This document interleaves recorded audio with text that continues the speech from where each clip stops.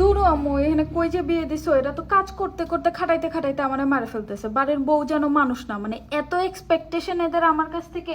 বাইরে থেকে আইসা ব্যাগটা রাইখা পারি না, সাথে সাথে মানে তাদেরকে রান্নাঘরে যাও, রান্না করো, তাদেরকে খাবার দাও, তাদের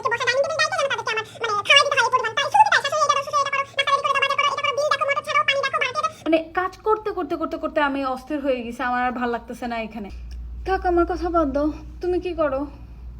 রান্না করতেছো এই বেলায়? তোমার না শরীরটা খারাপ? তুমি রান্না করতেছো কেন? ভাবি কই? এই যে তুমি না ভাবিকে বেশি লাই দিয়ে রাখছো। এখন বিয়ে করছে, ওকে একটু অফিস থেকে তাড়াতাড়ি আসতে বলো। শাশুড়ির কাজকর্ম তো করতে হবে, শ্বশুর শাশুড়ির কাজকর্ম করতে হবে। বিয়ে করছে, সংসার করতে হবে না? মানে তোমাদের আশকারা পেয়ে পেয়ে আজকে ওর এই অবস্থা। ওরা ঘরের কাজ দাও, রান্না করতে বলো, ঘরের কাজ করতে বলো। তুমি কেন এত কাজ করতে যাবে এই বয়সে? এই বয়সে তোমার রান্না করা মানায়? Music.